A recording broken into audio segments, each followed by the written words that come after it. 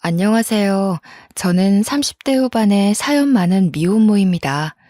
어떻게 시작해야 할지 모르겠어서 천천히 제 이야기를 들려드릴게요. 어린 시절 부모님 이혼으로 줄곧 엄마와 함께 살았었죠.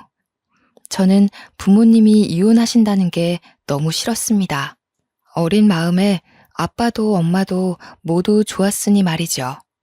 그러나 시간이 지날수록 부모님께서 언성을 높여 싸우는 일을 자주 목격해야 했고, 그럴 때마다 엄마가 너무 고통스러워하는 게 보였어요. 어느 날은 학교 끝나고 집에 왔는데 엄마가 안방 구석에 쭈그리고 앉아 엉엉 울고 계셨습니다. 너무 작고 여린 엄마가 다 무너져서 울던 그 모습은 몇십 년이 지난 지금도 생생하게 기억이 나네요.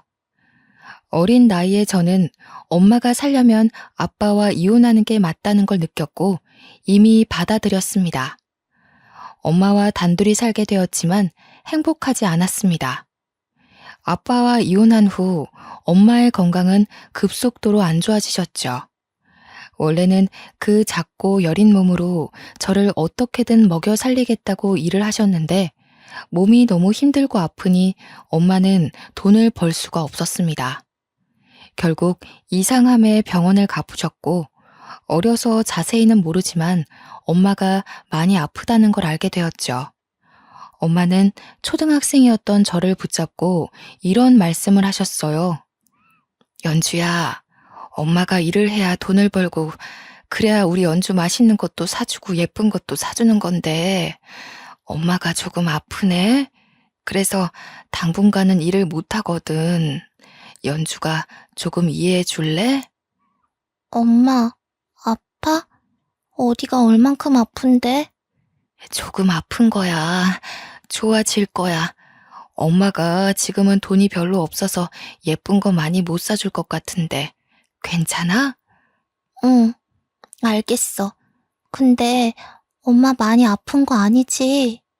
그럼 엄마 괜찮아. 걱정하지 마.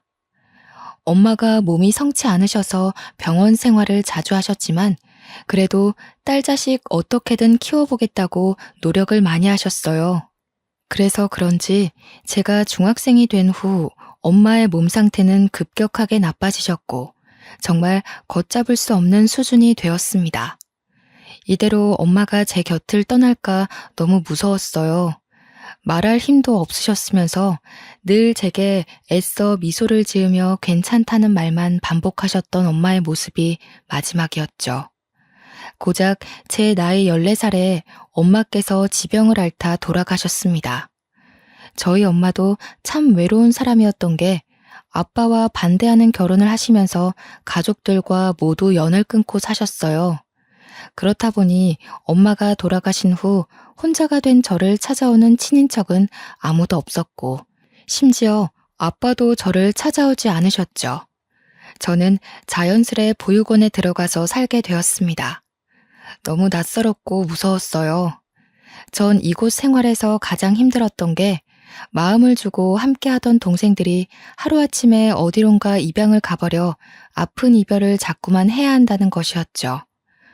어떤 이별이든 아프고 힘들지만 마음 둘 곳 없는 제가 유일하게 마음을 주는 동생들이 그렇게 하나둘 떠나니 참 힘들었습니다. 저는 나이가 있다 보니까 입양의 기회는 당연히 없었고 꿈도 꾸지 않은 채 그곳에서 외롭게 살았어요. 한참 어린 동생들과 지내며 나름 또 다른 형태의 가족을 만들며 지냈죠. 제게 부모님은 없지만 많은 동생들은 있었으니까요. 마음 둘 곳이 없어서 참 외롭고 쓸쓸했고 또래 친구들을 보면 늘 부러웠어요. 부모님이 다 있는 집에서 가족들과 함께 오순도순 사는 모습이 그렇게 부러웠죠. 제가 두 번 다시는 할 수 없는 일이라고 생각해서 더 부러움을 느꼈습니다. 학교를 다니다 보니 가족에 대한 그리움이 굉장히 커졌어요. 가족 여부를 왜 그렇게 물어보는 건지 저 같은 고아는 주눅이 안 들래야 안 들 수 없는 환경이었습니다. 그뿐 아니라 사소한 친구들과의 대화 속에서도 늘 아무 말도 못하고 있었죠. 얘들아, 이거 가방 어때? 내가 완전 갖고 싶던 건데 아빠가 사줬다. 완전 잘 어울려. 부럽다. 우리 아빠는 생일 아니면 선물 안 주는데. 연주 너희 아빠는? 너희 아빠도 선물 자주 사주셔? 어? 아니, 우리 아빠도 잘 안 사주셔. 그러고 보니까 우리 연주 집에만 놀러 못 가봤는데 초대 좀 해줘봐. 궁금하다. 말 나온 김에 오늘 연주 너희 집 가서 숙제할까? 아니. 엄마가 집에 계셔서 허락받아야 해. 그리고 집에 친구들 오는 거 별로 안 좋아하셔서 좀 힘들 것 같아. 미안해. 원래 거짓말을 잘 안 하는 성격이었는데 저도 모르게 어느 순간부터 내내 거짓말을 하고 있더라고요. 감출 게 점점 많아지고 숨기고 싶은 게 많아지니까 자꾸만 거짓말을 했죠. 친구들에게 보육원에서 살고 있다는 말을 하고 싶지도 않았고 구구절절 어떻게 고아가 된 건지 설명하고 싶지도 않았습니다. 그렇게 거짓말을 한번 시작하니까 걸리면 안 된다는 강박에 저는 꽤 철저하게 친구들을 속였어요. 그렇다 보니 깊게 마음을 두는 친구도 없었고 친하게 지내는 친구도 없었습니다. 뭔가 친구들이 저를 두고 뒷말을 하는 것도 느껴졌거든요. 아무래도 이상하긴 했겠죠. 매번 뭔가 속이는 느낌이 들었을 테고 불안해하는 제 모습을 어린 친구들도 느꼈을 겁니다. 상황이 이렇다 보니 학교 생활도 엉망이었고 저는 그 어디에서도 마음 편히 웃고 떠들 수 있는 곳이 없었어요. 보육원에서 나름의 보살핌을 받다 보니 어느새 시간이 훌쩍 지나버렸고 저는 성인이 되었습니다. 성인이 된 후 저는 보육원에서 나가 홀로서기를 해야 했어요. 홀로서기를 할 수 있도록 지원을 어느 정도 해주시지만 당장 무슨 일이든 해야 먹고 살 수 있었습니다. 제 힘으로 뭔가를 해서 돈을 벌어본 적도 없었고 공과금이 뭔지도 모르는 제게 홀로서기는 꽤 힘들었어요. 그래도 아주 작은 원룸이지만 그래도 제가 살 집이 생겼었고 사회에 나가 보잘것없는 아르바이트지만 일을 하며 제 돈을 벌어먹고 살았습니다. 적은 돈을 벌어서 월세 내고 공과금과 같은 고정 지출을 모두 낸 후 남은 돈으로 생활을 했는데 이렇게 사니까 힘들지만서도 참 뿌듯했어요. 다만 누군가와 소통도 없이 고립되어 사는 느낌이 들어서 그게 좀 힘들었습니다. 친구도 없고 가족도 없으니 온종일 일하는 거 외에는 말할 이유가 없었거든요. 그렇게 제 나이 25살이 끝나갈 무렵 한 남자를 만났죠. 이성을 사랑하고 좋아한다는 이런 감정 자체가 처음이라서 너무 생소했고 어떻게 해야 할지를 모르겠더라고요. 제게 막힘없이 다가오는 이 남자를 밀어내기는 싫은데 방법을 몰랐던 겁니다. 이 사람은 저에 대해 너무 잘 알았고 이해를 많이 해줬어요. 늘 외로움에 사무쳐 있던 제게 그 남자는 너무 따뜻했고 놓치고 싶지 않은 그런 사람이었습니다. 저보다 한 살 많았던 그 사람은 본인도 없는 살림에 제게 한없이 베풀어주기만 했었죠. 늘 제가 우선이었고 저를 웃게 해주려 노력도 참 많이 해줬어요. 거기다가 저랑 사연이 비슷해서 마음이 더 잘 통했고 서로 외로움이 가장 아프다는 걸 알아서 그런지 서로를 생각하고 위하는 마음이 각별했습니다. 연주야, 내가 이제서야 말하는 건데 사실 나도 부모님 없어. 왜 없냐면 나 버리고 도망가셨거든. 이유는 나도 모르겠어. 그게 사실이야? 그럼 여태 어떻게 산 거야? 나처럼 보육원에 간 것도 아니잖아. 부모님이랑 살던 집에서 혼자 살았어. 그 집 하나 두고 도망 나가셨거든. 근데 웃긴 게 뭔 줄 알아? 내가 딱 성인이 되니까 그 집을 부동산에 내놨더라. 그래서 나도 당신처럼 급하게 원룸 구해서 독립한 거야. 여태 소식도 없고? 죽었는지 살았는지도 모르겠고 왜 그렇게 떠났는지도 모르겠어. 근데 하나 짐작 가는 건 두 분이 워낙 안 맞았었고 각자 외도도 하셨거든. 그래서 뭐 각자 살겠다고 합의하에 나 버리고 간 게 아닌가 싶어. 너무하네. 나만큼이나 힘든 시간을 보냈구나. 그래서 나는 연주 널 보면 그냥 우리 둘이 행복했으면 좋겠어. 그냥 잘해주고 싶고 보듬어주고 싶고 막 그래. 대충 사연이 있다는 건 알았지만 이렇게까지 아픈 사연이 있는 줄은 몰랐습니다. 저희가 어느 정도 서로에 대한 마음이 각별해지니 그 사람은 제게 속내를 털어놓고 본인이 어떤 일이 있었는지 말을 해주더라고요. 사실상 사연이 살짝 다른 것 외에는 둘 다 어린 나이부터 외롭게 혼자 살았다는 동질감이 느껴져서 그런지 더 애틋한 사이가 되었습니다. 그냥 쳐다만 봐도 좋았고 외롭고 쓸쓸한 감정이 다 차오르는 듯 했습니다. 그런데 철도 없었고 배운 것도 없이 부족한 저희 두 사람이 너무 앞만 보고 사랑해서인지 너무 빠르게 아이가 찾아왔고 당황스러웠어요. 그간 돈을 벌어두긴 했으나 살림을 차리기에는 턱없이 부족한 돈이었는데 아이까지 키울 자신은 없었죠. 그러나 제 뱃속에 생긴 생명을 결코 포기할 수 없었습니다. 전 임신 사실을 알자마자 애아빠에게 말을 했어요. 나 할 말 있는데 자꾸 생리를 안 해서 임신 테스트기를 해봤거든? 그랬더니 2줄이 나온 거야. 그래도 혹시 몰라서 병원까지 가봤는데 임신이 맞대. 뭐? 임신이라고? 아, 임신이래. 왜 싫어? 싫다기보다는 당황스러운 거지. 우리가 가진 게 없으니까. 아니야, 그래도 걱정하지 마.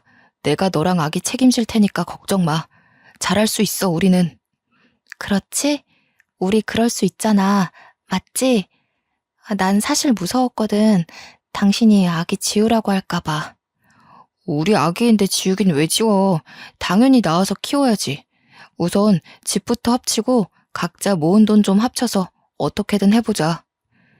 애아빠에게 임신 사실을 고백했을 때 처음에는 당황한 듯 보였으나 이어 아주 든든한 말을 해줬습니다. 그래서 안심이 되었고 무섭지만 믿고 새 출발을 할 수 있었죠.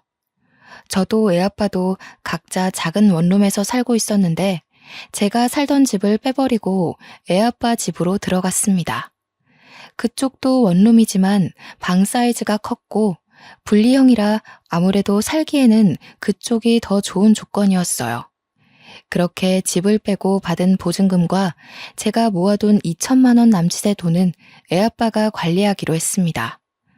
저보다 경제관념이 뛰어났고 현명했거든요. 그리고 바로 더 큰 집으로 이사할 수 있었지만 조금이라도 더 모으고 가자는 애아빠 말에 그 집으로 들어가서 우선 몇 달이라도 살기로 한 거였죠. 그렇게 애아빠와 살림을 합치고 작은 집이지만 나름 행복하게 지냈습니다. 저더러 몸이 힘드니까 일을 하지 말라고 했으나 한 푼이라도 벌어야 한다는 생각에 가볍게라도 일을 해서 살림살이에 보탬이 되었고 둘이 벌어서 모으니 제법 돈이 빨리 모이는 듯 했죠. 당장은 너무 없는 살림이고 부족한 게 많지만 애아빠도 저도 뚝심이 있고 악바리 근성이 있기 때문에 뱃속에 아이 하나 굶기지 않고 잘 살 자신이 있었습니다. 그런데 이 행복은 너무 빨리 끝나버렸어요. 27주쯤 되었을 때부터 애아빠가 변하기 시작했습니다. 일도 잘하지 않고 매일 밤 친구들과 어울려 술을 마셨고 그 술자리에는 모르는 여성들도 있었죠. 처음 한두 번은 말로 잘 타이르고 그러지 말라고 했으나 빈도수가 늘어나더니 결국 언성을 높여 싸우는 날들이 많아졌습니다. 당신 정말 왜 그러냐고. 곧 있으면 우리 꼼꼼히 태어날 건데 갑자기 이렇게 철없이 굴면 어떡해? 임신한 나도 일을 하고 있는데 당신이 일도 안 하고 술 마시면서 놀 때야? 아씨 짜증나게. 너는 왜 나만 보면 떽떽거리고 잔소리를 하냐? 네가 엄마야? 네가 무슨 자격으로 이래라 저래라 훈계질이야 열받게. 나도 사람인데 힘들지 않겠어? 당신 힘든 거 내가 몰라? 노는 것도 좋고 다 좋다고. 근데 일은 해야 할 거 아냐. 일도 안 하고 하루 종일 퍼질러 자다가 밤만 되면 술 마시러 나가는데 이걸 내가 어떻게 이해해 주길 바라는 건데? 야, 너 한마디만 더 해봐. 막말로 너도 그 뱃속에 애새끼도 다 버리고 싶은 거 겨우 참고 있는 건데 자꾸 그렇게 열받게 하면 너희 둘 다 버리고 잠수 타버린다. 뭐? 당신 미쳤어? 어떻게 그런 말을 해? 됐어. 나도 다 필요 없으니까 내 돈 내놔. 당신 불안해서 돈 못 맡기겠으니까 내 돈 줘. 어쩌냐? 네 돈 하나도 없는데. 그거 내가 투자 좀 했는데 말아먹었거든. 우리 재산이 아마 영원일걸? 뭐? 당신 진짜 제정신이야? 어쩌려고 그래 대체? 왜 그러냐고. 당장 내일 모레면 꼼꼼히 태어날 건데 정말 왜 그러냐고. 애아빠는 점점 변하다 못해 저희 두 사람의 전 재산으로 돈놀이를 했습니다. 물론 결과는 처참하게 망했죠. 이렇게 싸우는 빈도수가 늘어나다 결국 애아빠는 만삭인 제게 손찌검까지 했고 제게 말도 없이 살던 집을 빼버렸습니다. 결국 만삭인 배를 부여잡고 간단한 옷까지만 챙겨서 그 집에서 나와야 했어요. 돈도 없고 오갈 곳도 없어 너무 막막하던 저는 길바닥에서 얼마나 울었는지 모르겠습니다. 저런 사람도 애아빠고 남편이라고 믿고 돈을 다 맡긴 제 스스로가 너무 한심하게 느껴졌죠. 이후 미혼모 쉼터에서 생활을 하게 되었고 애아빠의 소식을 찾아보려 했으나 얼마나 꽁꽁 숨었는지 찾을 수도 없었습니다. 솔직한 심정으로 살 자신이 없었고 막막했어요. 그러나 이 극한 상황에 이악 물고 진통 다 겪어가며 낳은 제 딸아이를 보면 전 살아야 했습니다. 저 하나 믿고 이 세상에 나와준 딸아이를 제가 지켜주고 싶었죠. 미혼모 쉼터에서 생활을 하며 간간히 일을 했고 모으기에는 턱없이 부족한 돈이었으나 아이와 어떻게 입에 풀칠은 하고 살았습니다. 고작 이런 엄마라서 너무 미안했어요. 해주고 싶은 것도 너무 많았고 저와는 다르게 부모 사랑 듬뿍 주며 아이를 키우고 싶었는데 아이와 살 집도 없어 미혼모 쉼터의 작은 방에서 아이와 둘이 사는 게 너무 속상했습니다. 그래도 다행이었던 건 옆방에 있던 미혼모 동생과 친해져서 서로를 배려해주기로 했어요. 저는 야간 시간에 일을 할 거라 그 시간대에 동생이 제 딸을 함께 봐주었고 반대로 오전에는 그 동생이 일을 해서 제가 아이를 함께 봐주었죠. 이렇게 서로 도와주지 않으면 결코 일을 할 수가 없는 상황들이라 공동 육아를 하며 돈을 벌었습니다. 미혼모로 사는 게 결코 쉽지 않았어요. 아이를 혼자 육아해야 하는 건 솔직히 상관이 없었는데 혼자 육아를 하다 보니 일을 할 수 없다는 게 힘들었습니다. 아이만 보자니 생계 유지가 쉽지 않았고 생계 유지를 하자니 아이를 볼 수 없는 답답한 상황의 연속이라 이게 가장 힘들었죠. 거기다가 너무 작은 딸아이를 두고 나오는 게 발길이 떨어지지도 않았습니다. 그러나 저는 부족한 엄마라서 남들보다 더 이를 악물고 최선을 다해야 했어요. 그러던 중 미혼모 쉼터에서 나와야 하는 날이 다가오고 있었습니다. 거기가 무슨 숙박업소가 아니기에 쭉 장기간 있을 수는 없는 노릇이라 나와야 했고 너무 형편없는 집이지만 작은 원룸을 구해 아이와 살게 되었죠. 좋은 것만 먹이고 입히고 다 해주고 싶은 마음과는 다르게 끼니나 제대로 챙겨주면 다행일 정도로 형편없는 엄마인 제가 너무 싫었습니다. 그렇게 아이와 독립을 한 후의 삶은 처참했어요. 아이를 맡길 곳도 없고 맡길 돈도 없었기에 함께해야 했는데 아이를 데리고 일할 수 있는 곳을 찾는 게 결코 쉬운 일은 아니었습니다. 유모차 하나 살 돈도 없는 형편이라 애를 안고 업고 다니며 이리저리 일자리를 구했으나 하나같이 돌아오는 말은 똑같았어요. 아기가 정말 순해서 울고 보채지도 않을 거예요. 그냥 같이만 있을 수 있게 해주시면 정말 열심히 할게요. 사장님, 저 일 좀 할 수 있게 도와주세요. 제가 미혼모라 아이를 맡길 곳이 없거든요.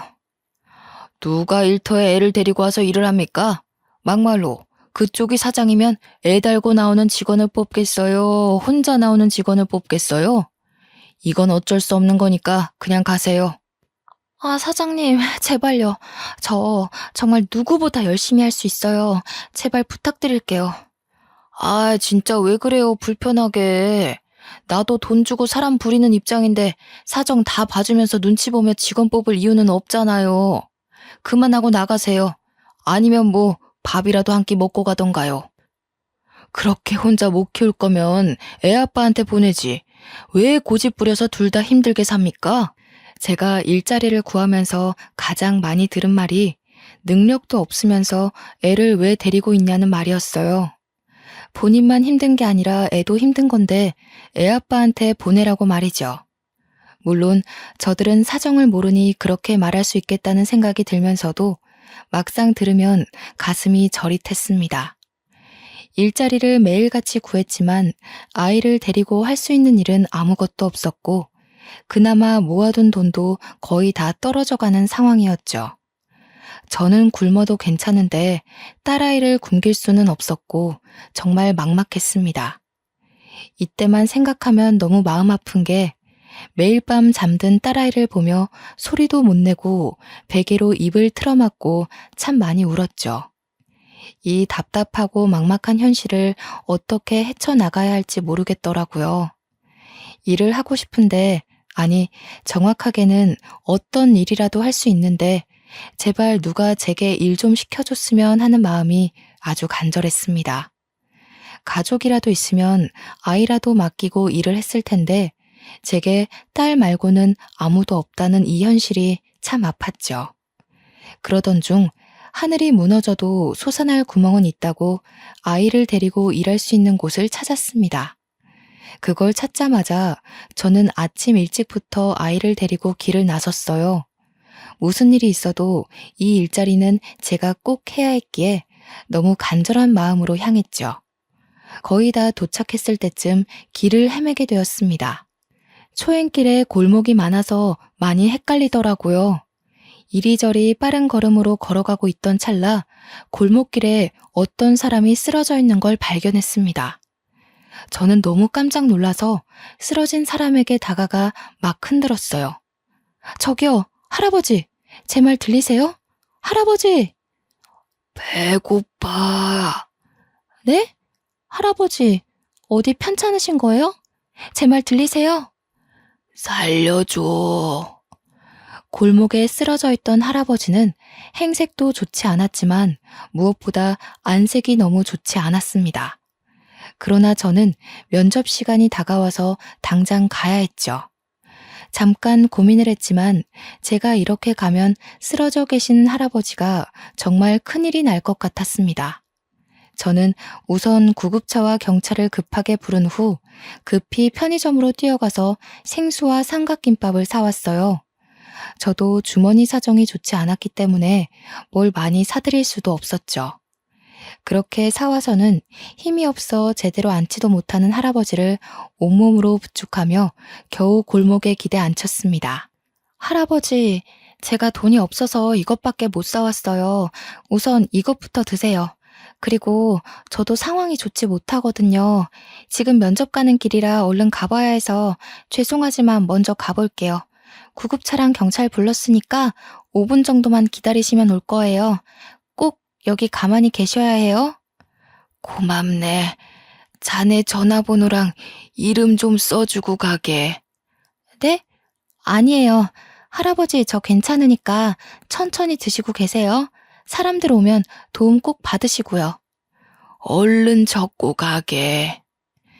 면접 시간이 촉박해서 너무 초조했는데 자꾸 연락처와 이름을 적으라는 할아버지의 말에 어쩔 수 없이 그냥 적어드리고 저는 면접을 보러 갔습니다. 촉박했던 시간은 어느덧 늦어버렸고 뛰고 또 뛰어도 달라지는 것 없이 면접 시간을 초과해서 도착했죠. 저는 너무 간절했기에 빌고 또 빌었습니다. 정말 죄송해요. 제가 오다가 사정이 있어서 근처에서 헤매고 있었거든요. 제발 면접 봐주세요. 제발요. 이미 다른 분이 먼저 오셔서 면접 받고 내일부터 출근하기로 했어요. 그러게 시간을 딱 맞춰서 오셔야지. 이렇게 면접 시간 하나 엄수를 못하는 사람을 우리가 뭘 믿고 뽑겠어요? 사장님, 제발요. 정말 이렇게 부탁드릴게요. 글쎄, 내일부터 출근하기로 했다니까요. 그만하고 가세요. 그렇게 면접도 못 보고 허무하게 집으로 돌아와야 했습니다. 내 코가 석자인데 대체 누굴 도운 걸까? 저는 또 제 탓을 했어요. 뭐가 그렇게 착하다고, 언제부터 그렇게 착했다고, 왜 그랬을까 싶었죠. 이때가 정말 막막했던 게 남은 잔고가 고작 17만 원 돈이었고 당장 일을 하지 않으면 정말 딸아이랑 굶어 죽을 수도 있겠다는 생각뿐이었습니다. 참 앞이 보이지 않는 이 현실을 어떻게 헤쳐나가는 게 좋을지 모르겠더라고요. 돈이 떨어지는 게 눈에 보이니까 앞날이 걱정되어선 라면 한 개로 하루를 버틸 수밖에 없었습니다. 라면을 쪼개고 쪼개서 끓여 먹고 물을 많이 넣고 끓인 싱거운 국물로 배를 채우며 살았죠. 이 당시에 삶이 너무 막막하니까 잠든 애를 두고 야간에라도 나가서 일을 해볼까, 어떻게 할까 별 생각을 다 했어요. 그런데 애가 아직 어리기도 했고 그다지 안전한 아파트도 아니라서 혹시라도 아이한테 무슨 일이 생길까 무서웠습니다. 애아빠한테 돈만 다 맡기지 않았어도 지금 이렇게까지 힘들지는 않을 텐데 라는 후회도 들었고 그냥 멍청한 제 자신을 한없이 탓했지요. 제가 이렇게 못나서 딸아이가 고생하는 것도 너무 미안했고 작은 원룸에 답답하게 내내 갇혀있는 것도 너무 미안했어요. 워낙 집이 작고 방음이 좋은 편도 아니라서 애가 밤에 울면 옆집이고 앞집이고 다 찾아와서 막 욕도 하고 언성도 높이고 그러더라고요. 안 그래도 무너지는 저를 더 무너뜨렸습니다. 마음껏 울지도 웃지도 못하게 하고 장난감도 사주지 못하는 저 같은 사람도 엄마라고 아이를 낳아서 이렇게 고생시키는구나 싶었죠. 상황이 이렇게 극한 상황이 되니까 아이를 낳지 말 걸 후회도 했습니다. 저야 똑같은 상황으로 돌아가도 우리 딸 낳을 것이만 딸아이를 생각하면 이런 능력 없는 엄마한테 태어나게 만든 게 너무 미안해서 후회가 되더라고요. 리아야, 엄마가 미안해.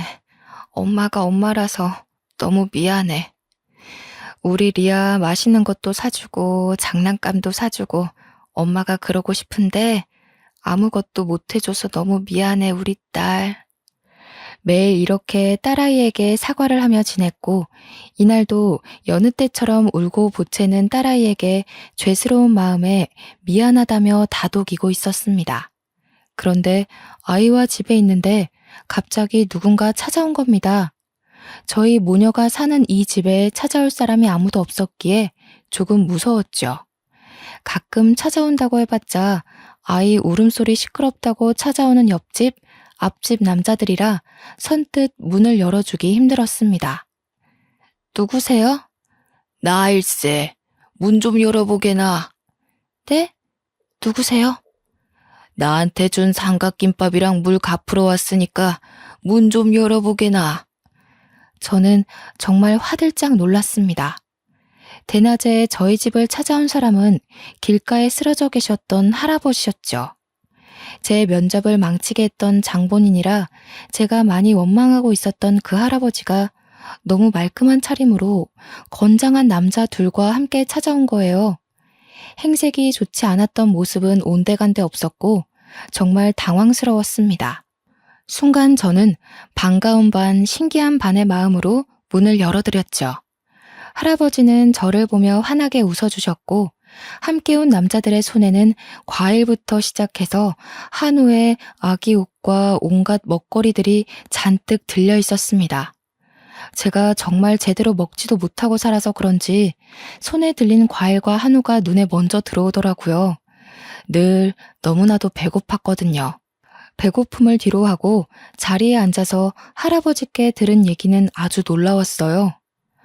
저번에 얼핏 봐도 아주 예쁘더니 딸내미가 아주 인형이네.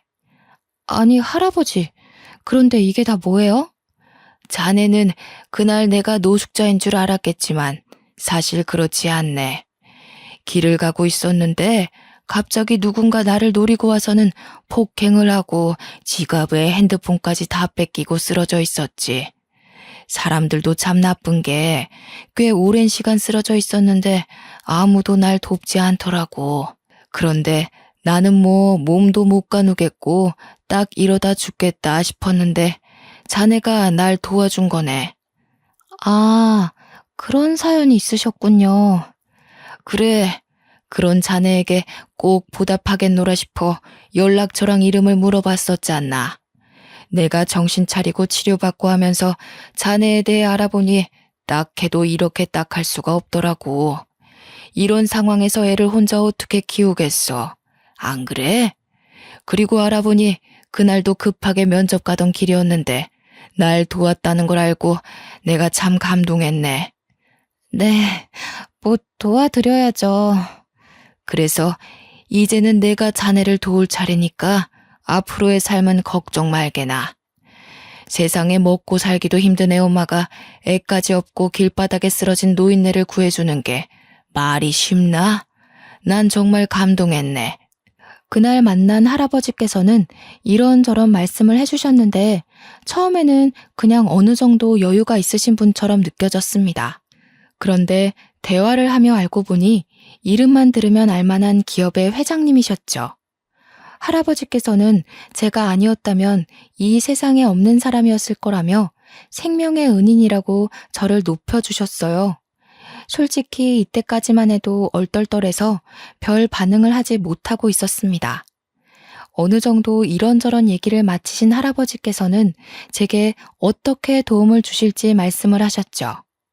제 모든 사정을 알고 오셔서 제가 얼마나 힘들게 사는지 알고 계셨어요. 그래서 제가 앞으로 아이와 함께 안정적이게 먹고 살 수 있는 일자리를 주겠다고 하셨습니다. 전 솔직히 일자리를 주겠다는 것만으로도 너무 감사했어요. 제가 가장 원하던 게 일자리니까요. 그런데 할아버지는 단순히 일자리를 주시는 게 아니었습니다. 이번에 요식업을 하려고 준비 중이셨는데 할아버지께서는 제게 본점 하나를 내주시며 앞으로 평생 본점을 운영하며 아이와 함께 넉넉히 먹고 살라고 하셨죠. 그리고 본점을 운영하는 이상 할아버지와의 연도 끊어지지 않을 테니 앞으로는 친할아버지라 생각하고 힘들면 힘들다, 행복하면 행복하다, 소통하며 지내자고 손을 내밀어 주셨습니다. 살다 살다 이런 호의를 받아본 적이 없어서 꿈만 같고 그냥 눈물이 흘렀어요. 할아버지, 이거 정말 진심인 거예요? 저 그 본점이라는 거 죽을 때까지 평생 제가 운영해도 되는 거예요? 그래, 가족도 없이 애를 어떻게 키워? 애는 원래 다 같이 모두가 함께 키우는 거야. 앞으로 네 할애비다 생각하고 지금처럼 할아버지 이렇게 부르고 연락도 자주 하고 그래. 알겠지? 정말 감사해요. 너무나도 감사해서 뭐라고 말씀을 드려야 할지 모르겠어요. 이게 다 네가 인품이 좋아서 생긴 일이니까 너무 감사할 필요도 없어. 그저 주어진 것들에 최선을 다하면 그만이야. 너한테 본점을 맡긴 이유도 너라면 해낼 수 있을 것 같아서다. 기대하마. 네, 그럼요. 저 이악 물고 최선을 다할 거예요. 이렇게 도와주신 거 보답해야죠. 보답한다는 마음으로 살지 말고 너를 위해 살아라. 너는 좀 이기적이게 살아도 괜찮겠어. 할아버지께서는 여기서 그치지 않고 더 완벽하게 저를 살 수 있게 도와주셨습니다. 제가 운영하게 된 가게 근처로 이사까지 도와주셔서 딸아이와 드디어 집다운 집에서 쾌적하게 살 수 있었죠. 집 자체가 분에 넘쳐서 평생 제가 살아볼 수도 없는 집인데 기꺼이 내주셨고, 거기에 제가 일하는 동안 딸아이를 봐줄 베이비시터와 가정부까지 고용을 해주셔서 저는 정말 가게 일만 할 수 있도록 도와주셨어요. 세상에 어떻게 이런 호의를 베풀어주는 사람이 다 있을까 싶었습니다. 제가 할아버지께 너무 감사해하며 그래도 이건 과분하다고 밀어내면 할아버지는 그러셨죠. 의사 말이 조금만 늦었어도 정말 큰일 날 뻔했다고 말했다며 그냥 하는 말이 아니라 제가 할아버지의 생명의 은인이기 때문에 뭐든 다 해주고 싶다고 하셨습니다. 문득 그런 생각이 들었어요. 사실 저는 그때 면접을 못 보고 집에 돌아와서 내 코가 석자인데 뭔 짓을 한 건가 싶었고 이대로 굶어 죽겠구나 싶어서 엄청 후회를 했었죠. 심지어 할아버지 원망까지 했는데 그런 할아버지는 제 평생 하나도 누려보지 못할 이 모든 것을 한 번에 선물을 해주셔서 마음이 무거웠습니다. 할아버지께 솔직하게 말을 했었는데 본인 같아도 도와줘 놓고 후회했을 거라고 그건 이기적이고 나쁜 게 아니라 살아야 하고 애를 키워야 하는 엄마라서 그런 거라며 이해해 주셨어요. 제 10대, 20대는 돌이켜 생각해보면 정말 아픈 시간들의 연속이었고 아이를 낳은 후에도 불행의 연속이었습니다. 아이를 보는 그 순간을 제외하고는 모두 기억하고 싶지 않은 시간들이었죠. 당장 통장 잔고가 17만 원이라 아이랑 굶어 죽을까봐 라면 하나로 하루를 버티고 또 버텼던 제가 하루아침에 사장이 되고 정말 좋은 집에서 가정부와 베이비시터까지 고용해서 팔자 편하게 살 줄 누가 알았을까요? 가정부까지는 고용해주지 않으셔도 괜찮았는데 가게에서 온종일 힘들게 일했으니 집에서는 하지 말라고 하시더라고요. 적어도 집에 있는 시간만큼은 딸아이와 온전하게 보내라는 말씀을 해주시는데 참 훌륭하고 멋졌습니다. 한치 앞도 모르는 게 사람 인생이라고 하지만 제 인생은 그야말로 로또 1등이 약 100번 정도 당첨되는 정도의 행운이 아닐까 싶습니다. 시간이 꽤 흐른 지금은 가게도 자리를 잡았고 모든 게 안정적으로 흘러가고 있어요. 그 어렸던 딸아이도 무럭무럭 건강하게 잘 자라주고 있습니다. 제가 지금 가장 행복한 건 딸아이에게 좋은 것만 입히고 먹이고 보여줄 수 있다는 것이에요. 그리고 배우고 싶다는 거, 하고 싶다는 걸 돈 걱정 없이 다 해줄 수 있는 엄마라서 행복합니다. 여전히 회장님과는 할아버지라 부르며 사적으로 잘 지내고 있어요. 저희 집에도 자주 놀러 오시고 저희 딸내미를 손녀딸로 생각해 주시고 이것저것 얼마나 해주시는지 모릅니다. 외로운 저희 모녀에게 너무 든든한 할아버지가 생겨서 명절에도 외롭지 않게 보내고 있어요. 회장님은 제게 할아버지 같기도 하지만 아버지 같기도 한 너무 귀한 존재입니다. 제가 한 번은 물어본 적이 있어요. 그때 왜 그렇게까지 저를 도와주셨냐고요. 그런데 할아버지께서는 그러셨습니다. 의식이 흐릿한 와중에 본 제 모습은 언뜻 봐도 배고파 보였다고 해요. 아이를 아기띠도 없이 손으로 안고 업고 물과 삼각김밥을 사들고 와서 바닥에 주저없이 무릎 꿇고 할아버지를 일으키는 모습에서 꼭 보답해야지 싶으셨는데 저에 대해 자세히 알아볼수록 마음이 아프셨다네요. 할아버지도 어려서부터 참 없이 컸는데 지금도 여전히 힘들게 사는 제게 뭐든 해주고 싶으셨다고 하셨습니다. 아마 할아버지를 그때 그렇게 만나지 않았더라면 지금쯤 저와 딸은 어떻게 살고 있을까요? 여전히 돈에 허덕이며 하루하루를 숨막히게 살고 있을 겁니다. 제가 이렇게 자리를 잡고 행복하게 살아가고 있을 때 애아빠한테 연락이 왔었어요. 솔직히 생각도 안 나고 살고 있었던 터라 많이 놀랐습니다. 여보세요? 연주 맞니? 세월이 그렇게 지났는데 목소리만 들어도 알겠네. 무슨 일이야? 내 번호는 어떻게 알았어?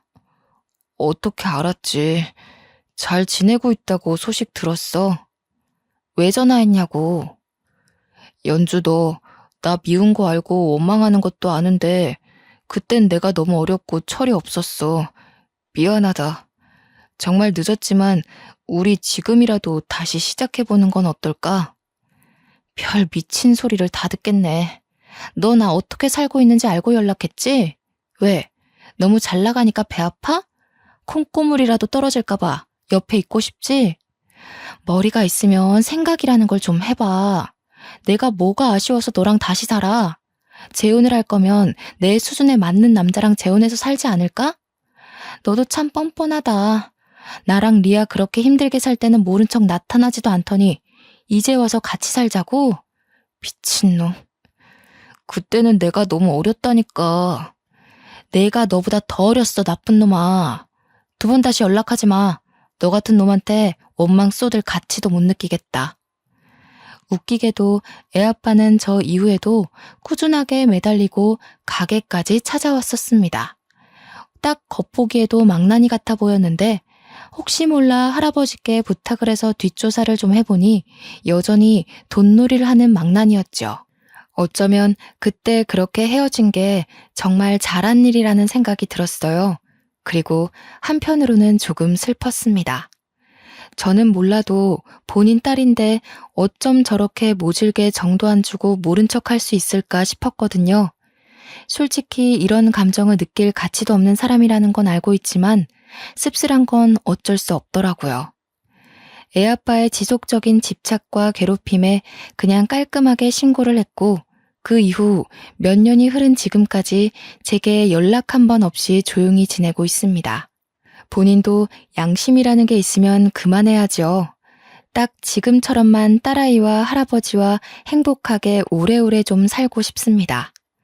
제가 이제서야 조금씩 할아버지께 효도를 하고 있기 때문에 꼭 오래 저희 모녀 곁에 있어 주셨으면 하는 바람이에요.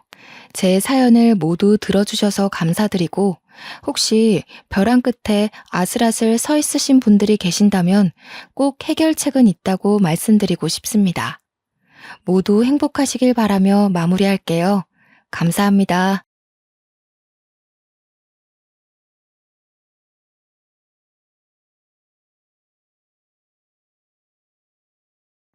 안녕하세요. 저는 35살의 젊다면 젊은 애기 엄마입니다. 이 사연을 그들이 꼭 봤으면 좋겠는데 많은 분들이 좋아해 주시고 댓글 남겨주시면 아마도 언젠가는 볼 것 같은데요. 그래서 더 사실적이고 있던 일들을 그대로 들려드리려 합니다. 어린 시절부터 간략하게 말을 해보자면 저희 가족은 시골 변두리에 살고 있었어요. 가난하고 배고픈 집안이었지만 그보다 더 최악인 건 아빠께서 알코올 중독이라는 것이었죠. 거기다 엄마께서는 또 외도를 그렇게 하셨습니다. 누가 봐도 외동딸인 저는 부모 중 누구의 돌봄도 받지 못한 채 그렇게 살아가야 했지요. 너무 불우했고 아픈 시간들이 많았습니다.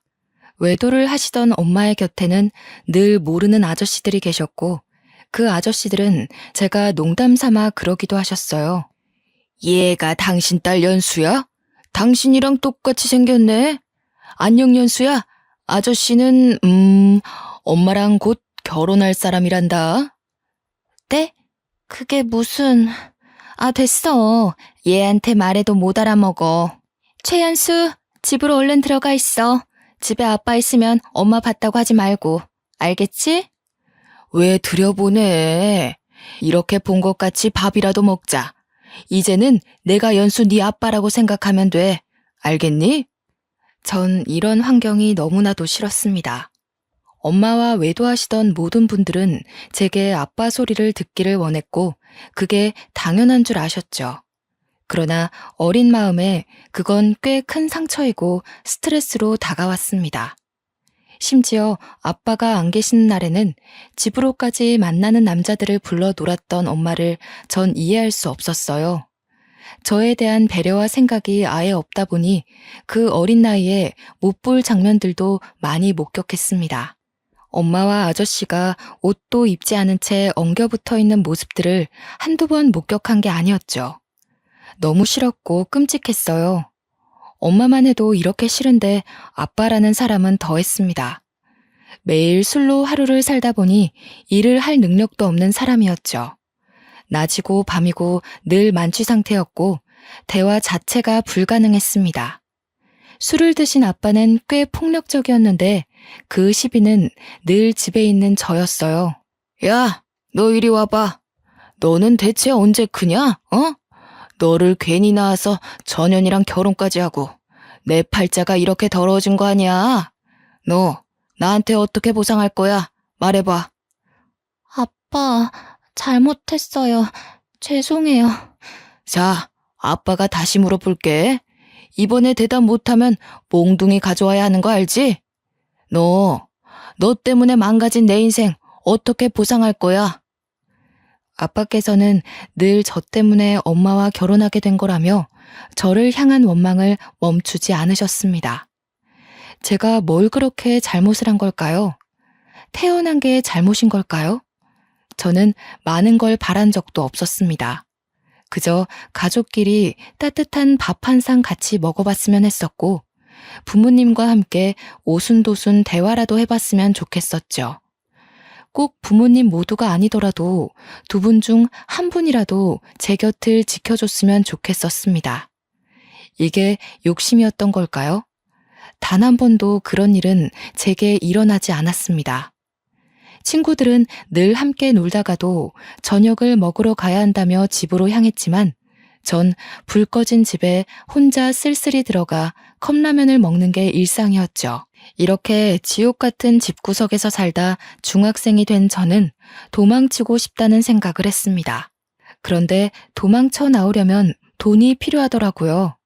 그래서 어린 나이였던 저에게 일을 시켜준 분식집에서 홀서빙도 하고 쓰레기도 치우며 굳은 일도 마다하지 않고 전부했습니다.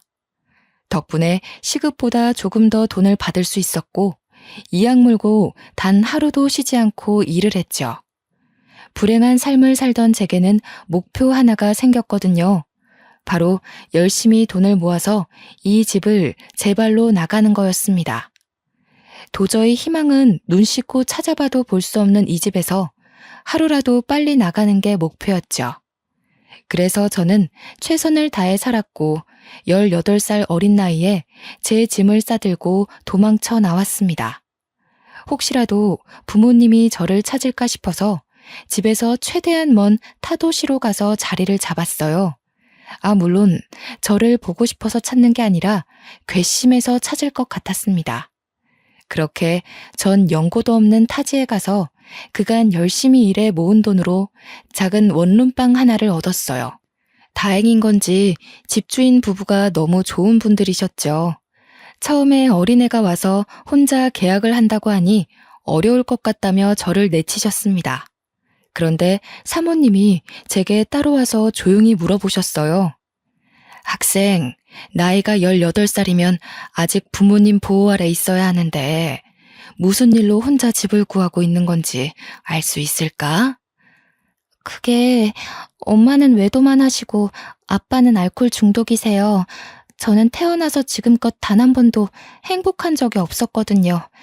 그냥 살고 싶고 웃고 싶어서 그래서 열심히 돈 벌어 도망 나온 거예요. 저 좀 받아주세요. 제발요. 그게 사실이니? 학생 말을 못 믿는 건 아닌데. 아마 저 찾지도 않을 거예요. 저 정말 살고 싶거든요. 저 살게 제발 도와주세요. 저는 그냥 제가 쉬고 잘 곳이 필요한 거라 제발 저 좀 한 번만 도와주세요. 제 말 끝에 사모님은 눈물을 보이셨고 제게 정말 많은 호의를 베풀어 주셨죠. 열심히 일하며 늘 피곤에 쩔어 있는 저를 대신해 늘 맛있고 따뜻한 밥상을 차려주셨습니다. 제가 조금 일찍 들어와 있는 날은 집주인 부부 집으로 저를 초대해서 함께 삼겹살도 구워 먹으며 푸짐한 밥을 먹을 수 있었어요. 그리고 제가 늦는 날에는 집 앞에 보온 도시락이 놓여 있었죠. 집주인 부부의 호의에 제가 성공해야 할 이유가 또 생겨버린 겁니다. 덕분에 제가 웃는 날이 많아졌고 살아야 할 이유를 찾게 되며 참 씩씩하게 하루하루를 보내게 되었거든요. 그러던 중 제가 꿈만 같은 기회가 왔죠. 늘 아르바이트를 하던 제가 중소기업 경리로 취직을 한 겁니다. 사실 집주인 부부의 지인이 운영하던 회사인데 절 너무 반듯하고 좋게 봐주셔서 격리 자리가 공석이 되자마자 추천을 해주셨어요. 그렇게 안정적인 회사에 들어간 저는 이후부터 월급을 받으며 살았습니다. 그렇게 3년쯤 일을 다니고 있었는데 놀라운 일이 벌어졌죠. 저보다 15살이나 많았던 중소기업 사장은 늘 저를 대하는 게 남달랐습니다. 착각이라면 착각이겠지만 저를 좋아하는 것 같았어요. 그러나 나이가 너무 많았고 연애 경험도 없었기에 모르는 척 하기도 했습니다. 시간이 흐르고 흘러 어느 날은 제대로 고백까지 받게 되었고 피할 수 없었어요. 나는 네가 참 좋다. 15살이나 많은 내가 이런 소리 하면 정말 욕먹을 거 알지만 이 마음을 더는 못 숨기겠어. 나도 이 감정을 없애보려고 참 많이 노력했었거든. 그런데 쉽지 않더라고. 저도 느꼈어요. 그런데 나이 차이가 너무 많이 나서 솔직히 부담스러워요. 그리고 전 일개 직원이고 사장님은 사장님이신데 어떻게 저를 만나겠어요. 이건 아니에요. 너만 괜찮다면 난 아무렴 상관없다. 진심이야. 다른 건 몰라도 절대 너 외롭게 두지 않을 수 있고 배고프지 않게 만들 자신은 있어. 나도 부모 없는 고아로 살아서 그 마음 잘 알잖아. 사장님은 제게 진심을 다해 말을 했고 그걸 또 뿌리치지 못했습니다. 솔직히 저도 마음이 있었거든요. 어렵사리 저희 두 사람은 진지하게 만나게 되었고 너무 좋았죠. 딱 1년 연애를 했는데 1년간 저는 여지껏 살던 제 세상과는 다른 세상을 살게 되었습니다. 저처럼 혈혈단신으로 상경해서 자수성가한 사람이라 그런지 확실히 내면이 아주 단단하고 책임감이 넘치는 모습이 전 참 좋았어요. 그렇게 1년간 연애를 알콩달콩한 저희 두 사람은 결혼을 했습니다. 물론 15살이나 많은 나이였지만 남편은 절 세상에서 유일하게 사랑해줬고 저 역시 유일하게 남편을 사랑했죠. 남편이 재력이 있다 보니 신혼일 때부터 커다란 집에서 편하게 살 수 있었어요. 부유한 것도 물론 좋았지만 그보다 따뜻한 우리 집과 든든한 내 남편이 있다는 게 행복했죠. 결혼 후 남편은 집에서 편하게 있으라며 회사를 그만두게 했고 저 역시 그걸 따르게 되었습니다. 집에서 살림을 하며 남편 내조에 아주 애를 썼어요. 같이 일을 해봤기에 얼마나 힘든지를 누구보다 잘 알아서 집이라는 공간에 와서는 남편이 편하게 쉴 수 있기를 바랐습니다. 저는 늘 아침 저녁을 아주 푸짐하게 차려줬어요. 진수성찬이 따로 없을 정도로 해줬지만 힘들지도 않았어요. 제가 사랑하는 남편이 너무 맛있게 잘 먹어줬고 행복해했습니다. 늘 아침 저녁은 다른 찬과 찌개로 먹였고 그런 제 수고를 당연하게 여기지 않았던 사람이었죠. 제가 힘들 거라고 생각을 해서 본인이 설거지를 해준다거나 남은 청소를 도와주곤 했습니다. 그렇게 남편과 살며 저희 부부가 안정을 찾았을 때 저는 아이를 낳고 싶더라고요. 뭔가 남편과 주말마다 가던 여행도 이제 재미가 없게 느껴졌습니다. 아이를 낳으면 더 단단한 가족이 될 것 같아서 전 남편에게 말했어요. 여보, 우리 이제 신혼도 충분히 즐겼는데 슬슬 2세 준비해볼까? 난 솔직히 당장이라도 준비하고 싶은데 당신은 어때? 물론 나도 좋아. 그런데 여보, 난 솔직히 우리 둘이 이렇게 살다 죽어도 여한이 없을 것 같아. 막말로 아이 키우는 게 보통 힘든 게 아니라고 하던데 사실 조금 두렵기도 하거든. 그러니까 우리 너무 노력하지는 말자. 아, 그래? 당신 생각이 그런 줄 몰랐어. 한 번도 그런 말을 안 해서. 그렇지. 내가 말을 꺼낸 적이 없으니 당신 모를만 하지. 연수야, 그냥 나는 당신이 이제 고생은 그만하고 남은 생은 내 옆에서 편하고 행복하게 살았으면 해. 굳이 아이 낳아서 엄마로 살며 또 힘들지 않았으면 좋겠어. 저는 남편의 말을 듣고 화들짝 놀랐습니다. 왜냐하면 남편이 이렇게 저를 생각해주고 있는 줄 몰랐거든요. 지나가는 아이를 보며 너무 예뻐하던 남편의 모습을 알고 있는데 아이를 낳지 않고 둘이 살자는 이유가 제가 행복했으면 한다는 그 마음이 너무 따뜻했습니다. 처음에는 아이를 꼭 낳아야 한다는 어떤 강박이 제 머리에 가득했는데 남편과 대화를 하다 보니 꼭 낳지 않아도 괜찮겠다는 생각이 들었죠. 그래서 저희 부부는 딩크 부부로 살게 되었고 대신 유기견 한 마리를 입양했습니다. 제가 시골에 매주 유기견 봉사활동을 갔었거든요. 그곳에서 유기견을 데려왔는데 확실히 반려견이 있고 없고의 차이가 컸습니다. 남편 역시 물고 빨고 아주 좋아했지만 제가 혼자 있는 시간에 늘 반려견과 함께 있다 보니 외로울 틈이 없더라고요. 반려견을 키워보신 분들은 아실 테지만 은근히 아이를 키우는 것보다 손이 더 많이 가기도 하죠. 심지어 여러 번 버림받은 상처가 있는 유기견이라 늘 함께 해주려 노력을 많이 했습니다. 그렇게 시간이 흘러 저희 부부와 반려견 사랑이는 단란한 가족이 되었습니다.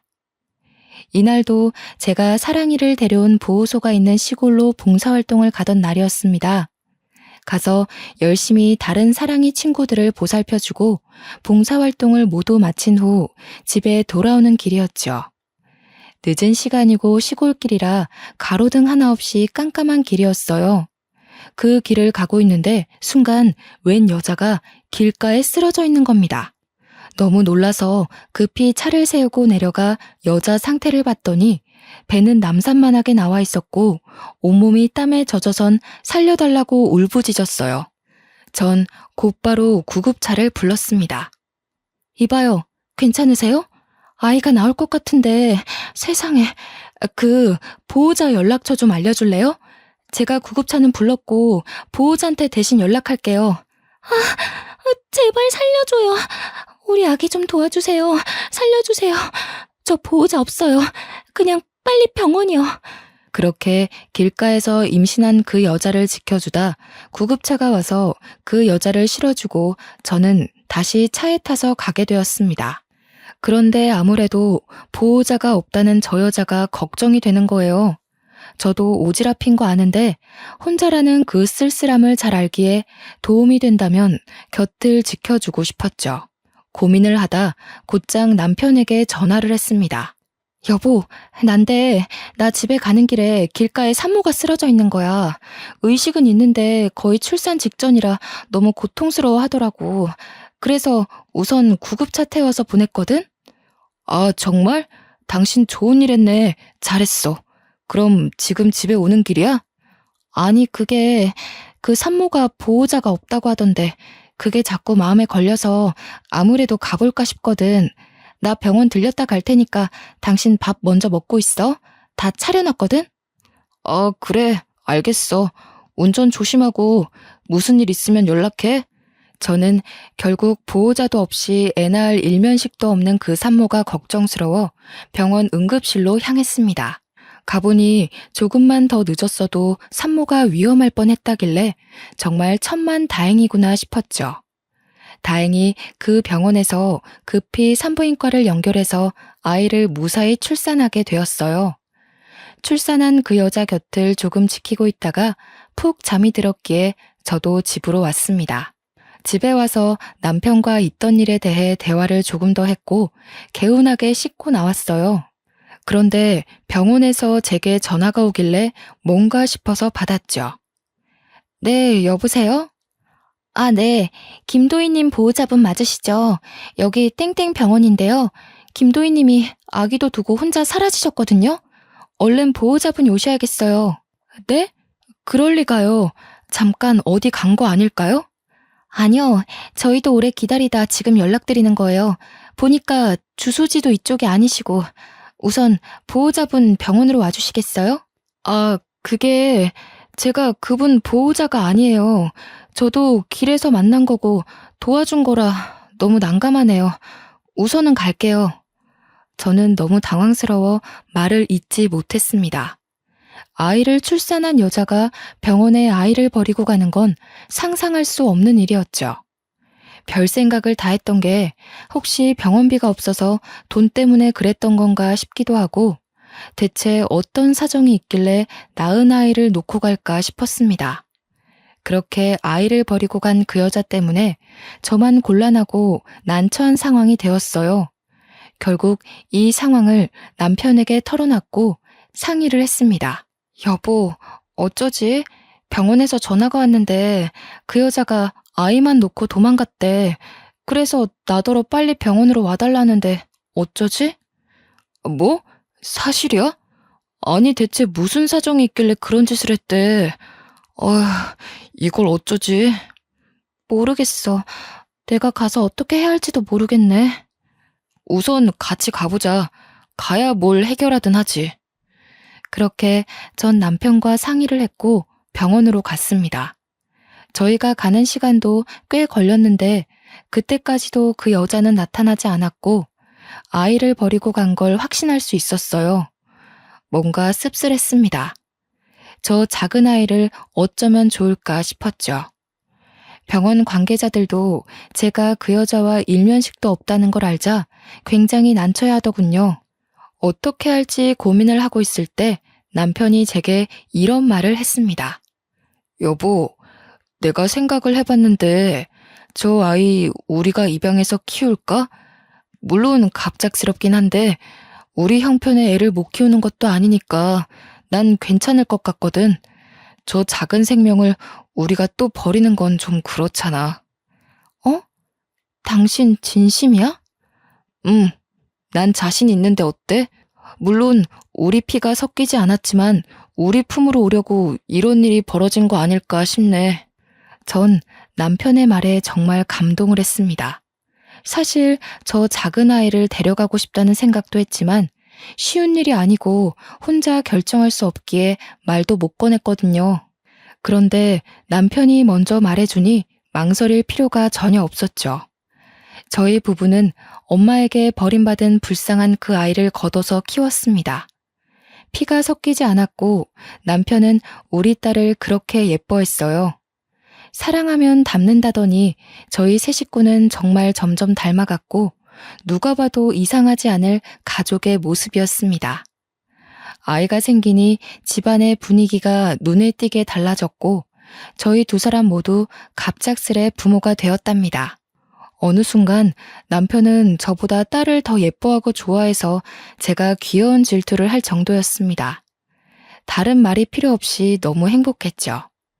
그 작디 작았던 딸은 건강하게 커서 어느덧 초등학교에 입학할 나이가 되었죠. 이게 또 학부모가 되니까 마음가짐이 달라지더라고요. 언제 이렇게 큰 건가 싶고 마음이 뭉클하면서 찡해졌습니다. 매일 딸내미의 등하교를 제가 책임지고 있었고 이게 또 제 삶의 낙이기도 했죠. 여느 때처럼 딸내미의 학교를 위해 학교로 가고 있었는데 딸이 학교 정문 앞에서 어떤 여자랑 대화 중인 걸 발견했습니다. 그 순간 저도 모르게 너무 놀라서 주차도 제대로 못하고 딸 이름을 부르면서 뛰쳐갔어요. 예지야, 예지야 이리 와, 얼른. 엄마. 어머 예지야, 왜 그래? 왜 울려고 그래? 저 아줌마가 예지한테 뭐라고 했어? 엄마가 예지 엄마 아니야? 뭐라고? 누가 그런 소리를 해? 저 아줌마가 엄마는 예지 엄마 아니라고 계속 말했어. 그래서 내가 맞다고 했는데 아니라고 했어. 울지 마 예지야. 엄마가 예지 엄마 아니면 누구 엄마야. 저 아줌마 이상한 사람이니까 혹시 또 찾아오면 절대 말하지 말고 따라가는 것도 절대 안 돼. 알겠지? 딸아이는 울면서 제게 충격적인 말을 했습니다. 그때 우리 예지를 버리고 간 그 여자인 건지 설마 갑자기 나타나서 우리 예지를 데려가려고 찾아온 건가 싶어 너무 힘들었어요. 우선 놀라서 우는 딸을 끌어안고 진정시킨 후 집으로 왔습니다. 그 후 남편이 퇴근해서 올 때까지 별 생각을 다 하며 기다렸죠. 여보, 나 너무 무서웠어 오늘. 우리 예지를 데려갈까봐 너무 무서웠어. 응? 그게 무슨 소리야? 누가 예지를 데려가? 오늘 예지 픽업하러 갔는데 정문에서 어떤 여자랑 얘기를 하고 있는 거야.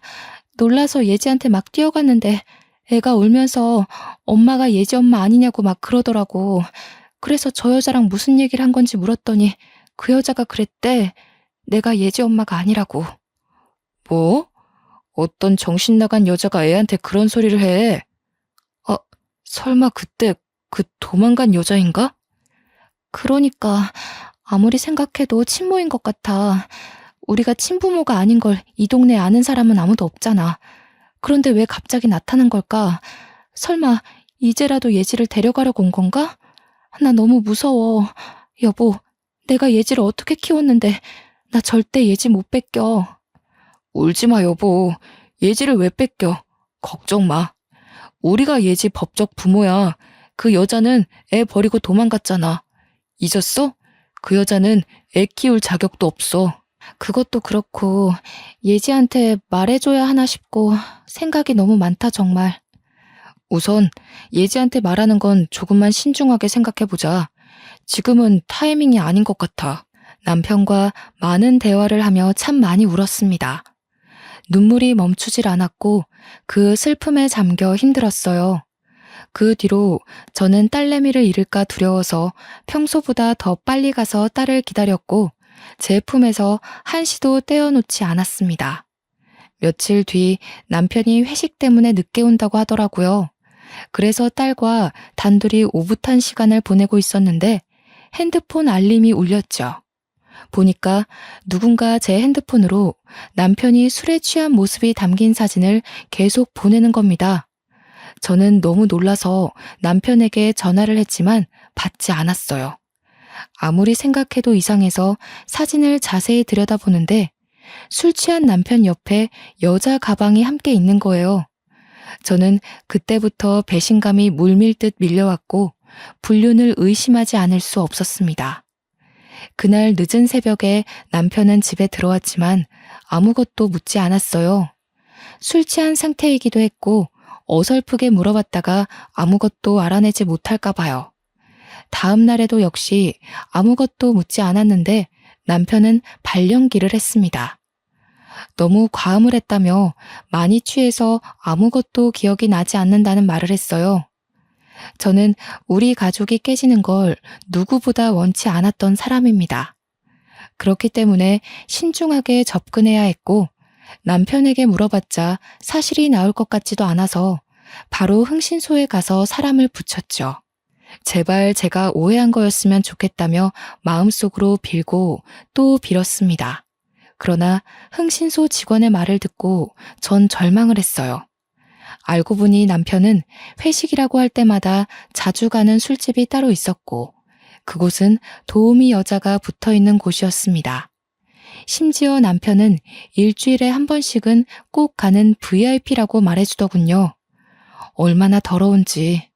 날마다 다양하게 여자 한 명을 딱 지정해서 밤까지 술 먹고 저한테 들키지 않기 위해 아무리 늦어도 새벽 2시쯤에는 집에 온 거였습니다. 아주 치밀하고 더러운 남편을 용서할 수 없었죠. 저는 전업주부라 딸내미 키우며 살림만 하고 있었는데 어떻게 이럴 수 있나 싶은 배신감이 너무 컸습니다. 더 절망적인 건 말로 들었을 때보다 흥신소 직원이 보내준 사진을 봤을 때 그 절망감은 더욱 컸어요. 다 무너져 내렸고 끝이라는 걸 생각하고 있었습니다. 그런데 이혼을 하고 싶어도 경제적인 능력이 아예 없었기 때문에 이혼을 결정하는 게 결코 쉽지 않았죠. 이런 중대한 문제를 의논할 가족도 없었고 하다못해 친인척도 없었으니 막막했습니다. 여기까지만 해도 충격적인데 여기서 그치지 않았어요. 흥신소 직원은 제 남편에 대해서 이상한 소문을 들었다며 말을 해줬습니다. 그 남편분이 술집에 완전 VIP라고 하더라고요. 그런데 이상한 소문이 도는 게 하나 있었어요. 그게 뭔데요? 그 술집에 젊은 여자 한 명을 임신시켰대요. 근데 여자를 아주 비참하게 버렸다는 소문이 쫙 돌고 있어서 그 술집에 있는 종업원 중에 모르는 사람이 없을 정도라고 하더라고요. 이 정도면 소문이 아니라 진짜인 거죠, 뭐. 임신을 시켰다고요? 그 여자는 누군데요? 그것까진 말 안 해주더라고요. 아무튼 이런 말하기 좀 그렇지만 보통 질이 나쁜 게 아니니까 남편분과 얼른 정리하세요. 저는 너무 불안했고 절망스러웠습니다. 어딘가에 저도 모르는 남편 아이가 살고 있을 수도 있겠다는 생각과 제가 생각한 것 이상으로 남편의 행실이 좋지 않다는 게 받아들이기 힘들었어요. 저와 딸에게는 세상 둘도 없는 다정한 아빠와 남편이었으니 말이죠. 바보가 아닌 이상 이 상태로 결혼 생활을 유지할 수 없다는 건 알았습니다. 그래서 소송을 준비하려 했지만 큰 돈이 없어서 그것조차 할 수 없어 너무 비참했어요. 뒷주머니 하나 차지 않고 여태 뭐 했나 싶은 생각이 들었습니다. 제 마음이 지옥이다 보니까 남편을 마주해도 제 감정들을 숨길 수 없었고 대화를 단절해버렸죠. 남편을 대하는 제 태도가 쌀쌀맞아지니 본인도 뭔가 눈치가 보였는지 더 잘하더군요. 짠! 당신이 좋아하는 꽃다발 사왔지. 이런 걸 뭐하러 사왔어. 버리는 것도 일인데. 에이, 왜 그래. 당신 꽃 엄청 좋아하잖아. 그래서 집 오는 길에 사온 건데. 그래. 당신 요즘 왜 그래? 나한테 뭐 화난 거 있어? 그런 거 없어. 아, 있잖아. 왜 그러는데. 아, 왜 이래. 없다고 했잖아. 에이, 우리 와이프가 왜 그러실까? 예지도 자는데 오랜만에 사랑 좀 나눌까? 나 빨리 씻고 올게. 나 책 읽다 예지 방에서 잘 거야. 요즘 예지가 밤에 자꾸 깨거든. 씻고 자. 남편은 누가 봐도 바람 피는 게 미안해서 와이프한테 잘해주는 남자처럼 보였습니다. 그게 전 너무 싫었어요. 본인이 찔리는 게 있으니 저렇게 행동을 하는 게 말이죠. 그 후 남편과 절대 같이 잠을 자지 않았고 전 딸내미와 함께 잤습니다. 옆에 누워있는 것도 살이 닿는 것도 소름 끼쳤거든요. 남편 때문에 머리가 복잡해서 두통약까지 먹으며 지냈습니다. 그래도 이런 모습을 딸에게 내색하지는 않았어요. 한동안 참 힘들게 보내던 저는 아무 생각 없이 여느 때처럼 딸을 픽업하러 학교로 갔고 손을 잡고 차를 타려는데 갑자기 어떤 여자가 제 손목을 확 낚아채는 겁니다. 너무 놀라서 순간 그 여자를 쳐다봤는데 얼굴을 보니 누군지 알 것 같았죠. 순간 몸이 덜덜 떨리고 무서워서 딸을 먼저 차에 태우고 절대 나오지 말라고 말한 후 차와 살짝 떨어진 곳에서 대화를 했어요. 당신 뭐야? 왜 자꾸 애 학교에 찾아와서 왜 이래? 별 이유는 없어요. 그냥 내 배 아파서 낳은 내 딸이니까 이제라도 내가 엄마인 걸 알았으면 좋겠고 엄마로 생각해주면 좋겠어요. 그러니까 애랑 얘기할 시간 좀 줘요. 매일 그렇게 옆에 끼고 다니지 말고. 당신이 사람이야? 그 핏덩이를 병원에 내동댕이 쳐놓고 갔으면서 금이야 오기야 키워놓으니 엄마 노릇을 하겠다고? 절대 안 돼. 예지는 내 딸이야. 내 딸이라고. 2번 다시 나타나지 마. 당신 경고야 이거. 그래, 당신이 금이야 오기야 키운 티가 나서 고맙기는 한데 내 핏줄이잖아요. 내 딸이잖아요. 그날 당신도 봤잖아. 내 배 아파서 낳은 아이인 거. 염치도 없이 어떻게 날 찾아와서 그런 말을 해? 그때 우리가 예지 데려와서 안 키웠으면 보육원에서 컸을 거야. 알아? 당신 진짜 부모 자격 없어. 그래, 어디 물어나 보자. 애 키울 돈은 있어? 능력도 없으면서 왜 그래?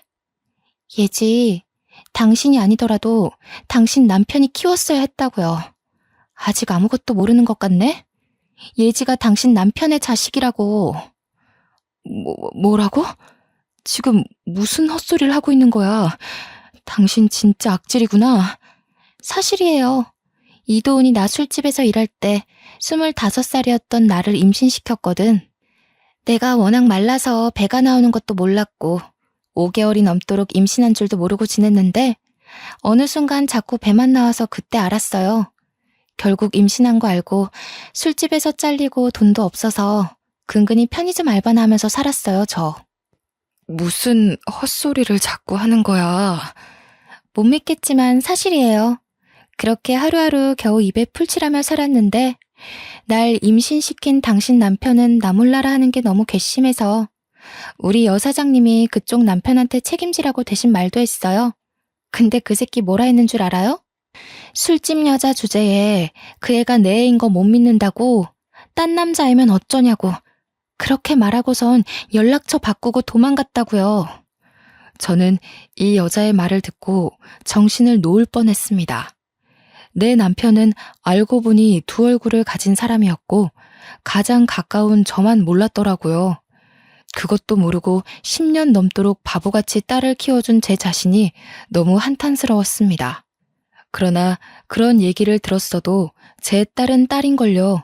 결코 변할 수도 없는 사실이었고 저 역시 딸을 놓을 수 없었죠. 처음부터 지금까지 제 딸인 건 변하지 않는 사실이라고 생각을 했습니다. 심지어 남편은 딸이 본인 핏줄인 것도 모르고 있었어요. 저 여자는 저기서 말을 멈추지 않았고 아주 당돌하게 말했죠. 이런 사실을 알고도 설마 계속 살 건 아니죠? 미안하지만 당장 이혼해줘요. 그땐 돈이 없어 어쩔 수 없어서 딸을 놓고 간 거지만 10년의 세월 동안 하루도 빠짐없이 그리워했어요. 한 번만 품에 안아보고 싶어서 죽을 만큼 괴로웠다고요. 그래, 아무리 생각해도 그런 쓰레기랑 못 살아. 아니, 안 살아. 그런데 조용히 헤어질 수 없거든, 나는? 그럼 내가 이혼해 줄 테니까 그동안 있었던 모든 일을 법정에서 증언해줘. 그 조건이면 내가 이혼할게. 나도 어차피 그 새끼 필요 없고 내 딸만 찾으면 그만이에요. 그러니 도와줄게요. 그렇게 해요. 저는 남편과 도저히 살 수 없다고 판단을 했고 그 여자에게 도움을 청했습니다. 그 여자만큼 확실한 증거는 없으니 말이죠. 그 후 근처 월세방을 구해서 딸과 함께 살았고 남편과는 별거 생활을 시작했어요. 남편은 이런 제 태도에 어리둥절했고 대체 왜 그러냐고 물었습니다. 저는 대꾸해주지 않았고 이혼 소장이 남편에게 날아갈 때까지 침묵했죠. 그리고 드디어 도착한 이혼 소장을 본 남편은 제게 전화로 쌍욕을 했습니다. 물론 전 모든 통화 내용을 녹음했어요. 야, 너 미쳤냐? 지금 나한테 이혼을 하자는 거야? 이런 별 미친 걸 다 보겠네. 야, 남자가 살다 보면 그럴 수도 있지. 뭘 그딴 거 가지고 이혼하네 마네야. 입 다물어. 당신이랑 아무 말도 하고 싶지 않고 그냥 이혼하고 더럽게 살아. 야, 술집 여자 한 번 만난 거 가지고 왜 난리야. 너도 그럼 남자 만나서 한 번 하던가. 내가 봐줄게. 쥐뿔 가진 것도 없는 게 주제넘게 감히 이혼 소리를 하고 있네? 너 죽고 싶냐? 이게 오냐오냐 해주니까 버릇없이 감히 남편한테. 남편은 본인의 화를 이기지 못해 술술 자백을 했고 전 녹음을 했죠. 그 후 길고 길었던 이혼 소송은 1년간 지속되었고 1년 만에 막을 내렸습니다. 놀랍게도 딸아이 양육권은 제가 가지게 되었어요. 친모의 주거 환경이 불안하고 예지가 절대 친모한테 가고 싶지 않다고 증언을 했거든요. 결국 여러 상황적인 면을 봐도 그렇고 딸이 저를 따르기 때문에 제가 키우는 게 맞다고 법원이 판결 내렸어요. 친모가 항소를 할 수 있었지만 돈이 없어서 못하더라고요.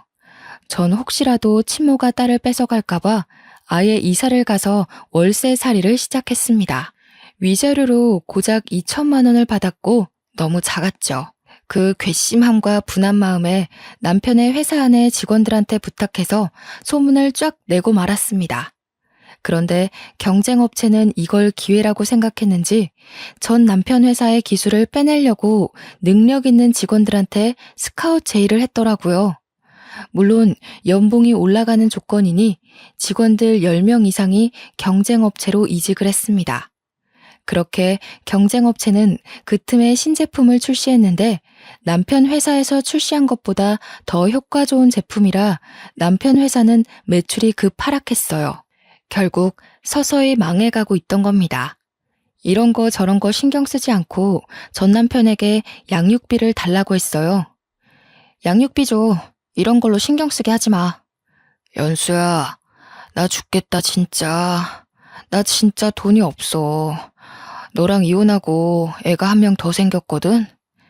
들어보니 저랑 별거 중일 때도 술집에 가서 욕구를 풀었었고 더 충격적인 건 전 남편의 애가 또 생겼더라고요. 웃긴 게 이번에는 그 술집 여자가 아주 영리하고 대단한 게 전 남편의 지갑을 슬쩍 가져다가 주민등록증에 적혀있는 집 주소를 확인하고는 그 집 앞에 아기를 버려두고 갔다고 합니다. 참 책임감도 없는 여자들이 세상에 너무 많지 않나요? 그럴 거면 낳지를 말라고 말해주고 싶더라고요. 저는 전 남편의 하소연을 들어주지 않았고 칼같이 입금하라고 말을 한 후 끊었습니다. 그 후 2천만 원으로 근처 카페를 창업했어요. 망할까봐 너무 두려웠지만 주부로 10년을 넘게 살아서 그런지 제가 요리 솜씨가 좀 있었습니다. 그래서 디저트 레시피를 인터넷 보고 따라 만들었는데 디저트 수익이 상상 초월했어요. 1인 창업인데 규모가 점점 커져서 결국 확장 이전까지 했고 알바생도 여러 뽑아서 함께 일을 했습니다.